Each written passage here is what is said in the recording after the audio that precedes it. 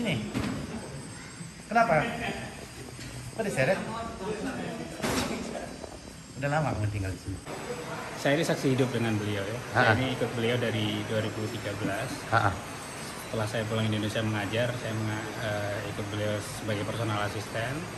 Dari 2013 itu sampai hari ini pun saya tidak pernah melihat citra Pak Anies yang dicitrakan oleh media, mungkin oleh buzzer politik yang diceritakan bahwa beliau intoleran dan lain sebagai ekstrim, itu tidak pernah. Bahkan saya pun menikah tahun 2015, saya menikah di gereja, menikah secara Kristen. Pak Anies jadi saksi nikahnya.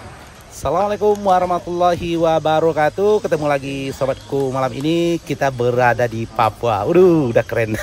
Gua udah nyampe di Papua aja. Malam ini agak lain sedikit. Gua mau berkunjung ke rumahnya Abang Billy. Ini beliau Abang Billy-nya. Rumah ini lebih tepatnya rumah doa atau rumah ibadah, dan di mana rumah ini punya anak asuhnya juga, sobat-sobatku semuanya.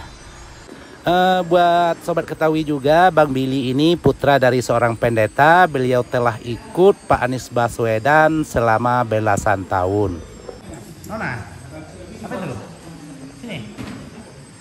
Kenapa? Kok diseret? Udah lama kamu tinggal di sini? Hah? Sudah. Gimana rasanya tinggal di sini? Enak. Kemarin kamu tinggal di mana? Ya.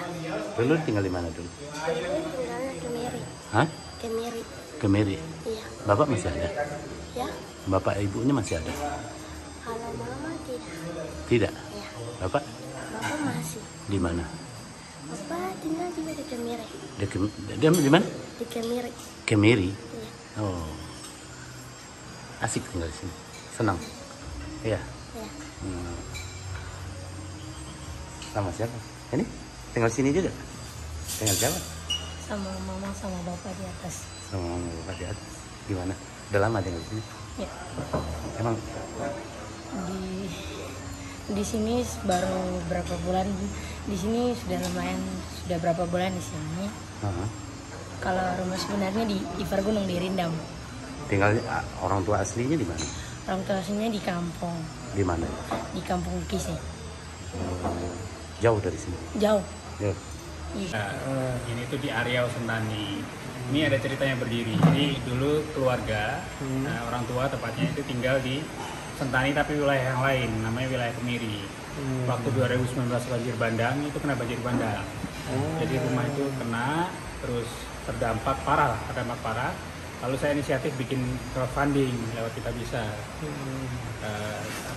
Malam itu juga karena waktu bencana itu, kalau kita bencana di Jawa kan gampang ya keluarnya beritanya. Kalau di Papua itu susah banget lah, makanya inisiatif bikin crowdfunding. Gereja ini masih baru berdiri atau gimana ceritanya? Baru 2019. Dan 2019. itu ada jasa Pak Anies di situ karena waktu H+1 pasca bencana, beliau bikin posting di Instagram tentang crowdfunding yang saya galang, dan dia cerita personal bahwa asisten saya dari Papua dan gitu-gitu. Setelah itu aliran dana yang ngalir crowdfunding itu cepet banget. Bahkan kita dari target yang cuma seadanya sampai terkumpul 300 juta waktu itu. 300 juta selain kita bisa berdirikan rumah plus tempat ibadah ini, kita juga bisa bantu teman-teman kita yang lain yang kena musibah. Untuk kontribusi Pak Anies sendiri ya dalam pembangunan gereja ini gimana sih awalnya? Ya, awalnya yang saya kan inisiatif bikin crowdfunding. Bikin crowdfunding, terus diposting di sosial media, saya kabarin beliau bahwa orang tua saya kena musibah. Lalu Pak Anies langsung di malam itu juga instruksikan tim untuk buat konten sosial media, posting tentang crowdfunding yang saya galang. Begitu beliau posting, itu mulai besoknya banyak sekali donasi yang masuk, sumbangan yang masuk. Ya cerita bahwa kami tahu ini dari postingnya Pak Anies di Instagram. Jadi sebenarnya nggak ada bantuan yang beliau memberikan tunai, nggak. Tapi dari situ sih menurut kami sudah sangat membantu sekali, karena dari awalnya yang kita bangun yang sederhana, kita jadi bisa mendirikan rumah ibadah plus rumah.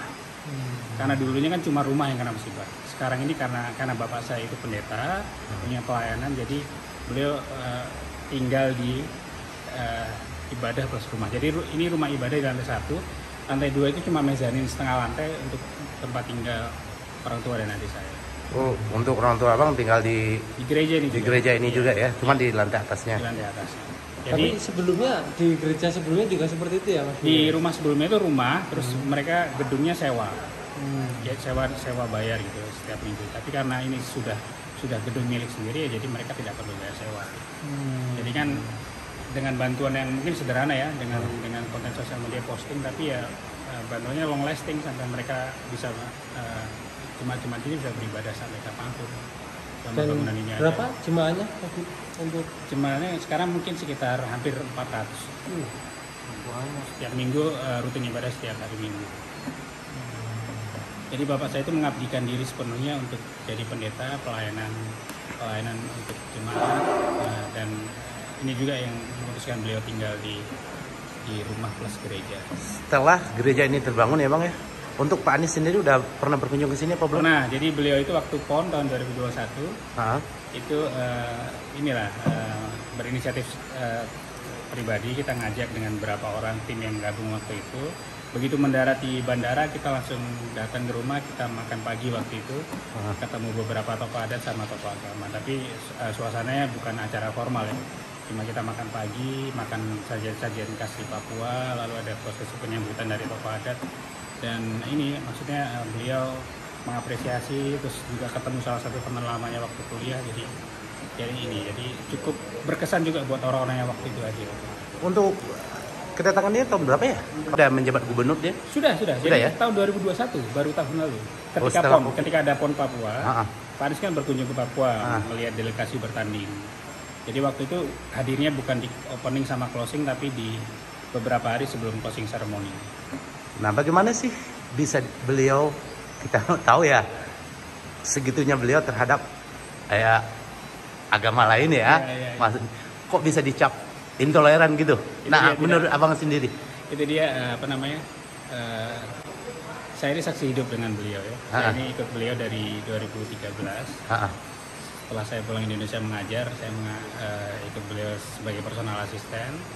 Dari 2013 itu sampai hari ini pun saya tidak pernah melihat citra Pak Anies yang dicitrakan oleh media, mungkin oleh buzzer politik yang diceritakan bahwa beliau intoleran dan lain sebagai ekstrim, itu tidak pernah. Bahkan saya pun menikah tahun 2015, saya menikah di gereja, menikah secara Kristen. Pak Anies jadi saksi nikahnya. Pak Anies jadi saksi nikahnya? Jadi saksi nikah saya di gereja? Di gereja dan secara Kristen. Secara Kristen, itu 2015? 2015. Beliau belum masih menjadi pejabat menteri. Masih menteri ya? Itu belum Dan gubernur, pernah, sebelum ada cap. Iya, dan pernah juga di Paskah, kan kita kalau Kristen kan ada Paskah dan Natal. Di salah satu Paskah itu kita undang beliau datang untuk makan siang di rumah, beliau datang berkunjung waktu hari besar. Dan setiap tahun beliau tidak pernah absen mengucapkan selamat Paskah, selamat Natal kepada kami ya. Bukan hanya saya buat orang-orang yang relasi beliau yang beragama Kristen dan Katolik. Jadi dengan setelah kita tahu begini ya, berarti masihkah kita ingin mengecap beliau intoleran? Kalau saya sih dari dulu sudah tidak pernah mengecap gitu. Ya. Bahkan ketika 2017 waktu Pilgub pun pemilihan juga, ketika kita kampanye dituntut harus masuk rumah ibadah yang lain, juga ya kita jalan saja. Kita tidak pernah saya harus masuk ke masjid, beliau harus masuk ke gereja, tidak pernah ada pemaksaan apapun, tidak pernah ada tidak pernah ada intervensi apapun. Jadi tetap kita meyakini agama kita masing-masing, kita bekerja secara profesional, dan justru itu yang melekatkan kita, hubungan kita lebih dari seorang pekerja, tapi justru lebih dari sahabat, dari orang tua, jadi keluarga. Untuk abang sendiri kenal beliau dari 2013 dari program Indonesia Mengajar ya? Yeah. Itu semenjak 2013.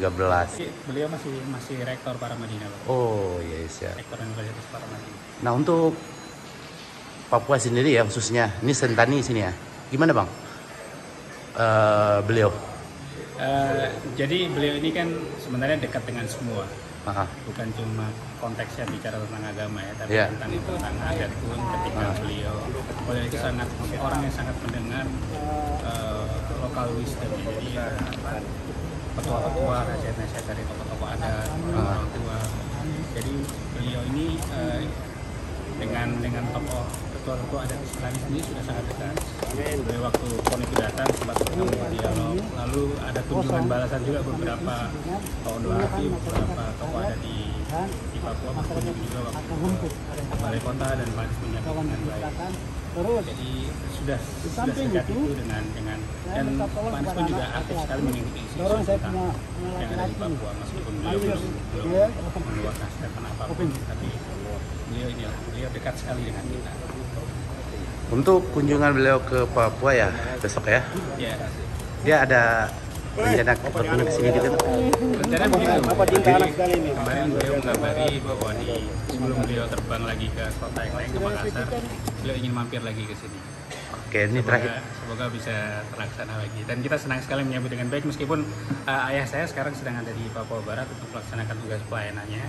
Tapi kami warga sekitar dan juga beberapa tokoh adat antusias sekali melihat Pak Capres kita ada.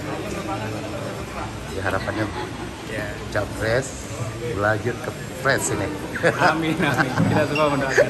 Dari timur Indonesia juga tidak lupa mendoakan. Karena ya kita tahu sendiri dibanding yang lain, ya memang beliau yang paling. Terakhir Bang, kesan paling yang Abang rasakan selama bersama Pak Anies apa Bang? Beliau itu, kalau saya istilahkan, saya itu utang hidup dengan beliau. Karena saya belajar langsung dari beliau. Beliau mengajarkan semua nilai hidupnya tanpa ditutup-tutupi, tanpa ada pemalsuan, tanpa ada rekayasa. Beliau mengajarkan semua.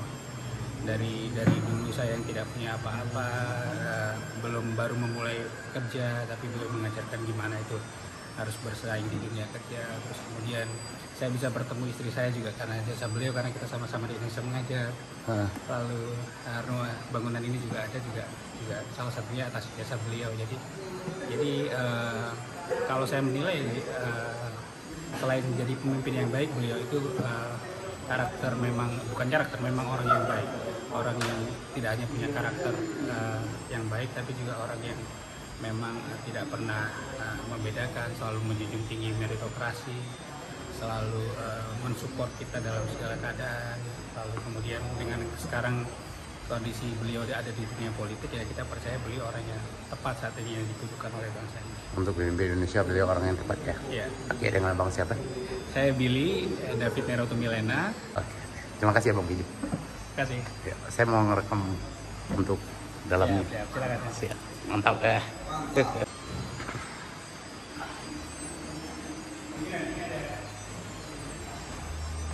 Ikan mujair danau sentani rasanya beda sama Ini ikan mujair nih. ikan mujair danau sentani asli. Asli. Gimana? Rasanya beda sekali dengan ikan mujair yang ada di Jawa. Ya. Perbedaannya gimana sih Bang? Nanti Bang Juda bisa rasakan. Oke, siap. Yang penting rasanya beda, dan ini yang bikin kita balik lagi ke Papua. Oh, nanti kita coba nyicipin ini nih. Spesial mujair Papua ya Bang ya? Iya, danau sentani. Danau sentani. Ini khasnya ini? Bukan Untuk khasnya Sentani. mujair sebenarnya ada, cuma ini komoditas ini ya, komoditas andalan di Sentani. Oke, siap.